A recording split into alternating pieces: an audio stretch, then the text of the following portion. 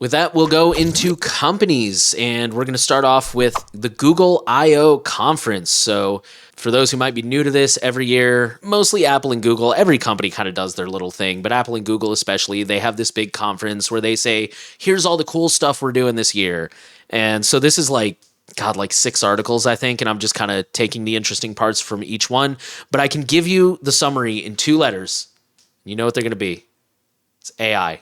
AI, everything AI. If you can put AI after anything, it's getting AI.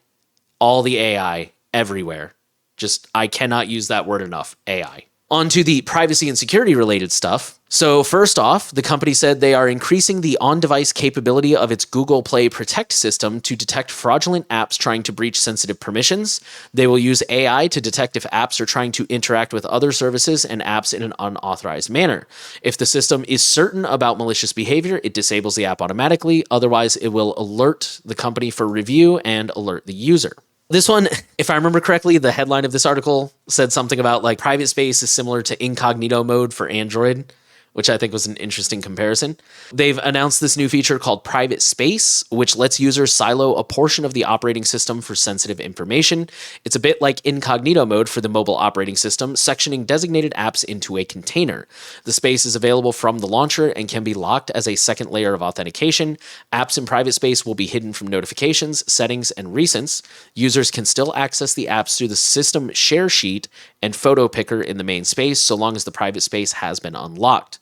It should arrive with the release of Android 15, which is expected at some point in late summer or early fall. My thought on that one real quick is I have a feeling, based on the description, this is a little bit better than incognito mode because I think it actually does something, but maybe I'm wrong. Another article said that Android phones will soon use AI to automatically detect when they have been snatched from your hand and lock themselves. I have a lot of questions about how that one works, but I do think it's definitely an interesting idea. Next up, this one was very controversial. I think a lot of you guys may have heard that Signal actually commented on this one. Gemini will listen to your phone calls. One demo involved a scam phone call where the scammer on the other end claimed fraudulent charges were happening on your account, and the best way to secure your money would be to transfer it to a new account.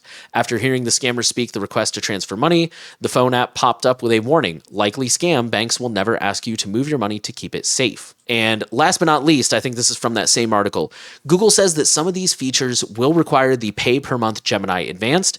The company says all of these features will happen on device, so your phone calls and PDFs will not be streamed to the internet, and Google says the features will be opt-in. I think if that's true, that it's going to stay on device, I think that's certainly more promising. And also, if they're opt-in, it's Google, so I wouldn't be surprised if they're opt-in now, and then eventually they're opt-out, and then eventually they're just, you have no choice. I don't think anyone listening to this podcast is really like, yay, more AI. I think we're all pretty much tired of hearing about that bubble, but... Yeah, I actually put on Google I/O live, and I made it about 20 minutes in. Then I got bored. Like, my wall looked pretty fun, so I turned off Google I/O. Jesus. It was so... That's savage. So incredibly boring. That's all I have to add to that story. It was so boring. The worst part, it was actually a good point. I was talking with Jonah about it, and whether or not you even like Google, Apple, whatever, the difference about watching an Apple keynote is they're showcasing features that are actually going to exist, whether or not you like the features. Whereas Google spends their entire keynote just like showcasing pretty much BS demos that never actually turn into real features. Hey there, thanks for watching this surveillance clip. This is actually clipped from our main podcast surveillance report where we talk about privacy and security news on a weekly basis to keep you safe as often as we can. If you want something to listen to while you're driving to work maybe, check out the full channel at Surveillance Report, or you can stay subscribed to Surveillance Clips. Either way, we'll see you next time.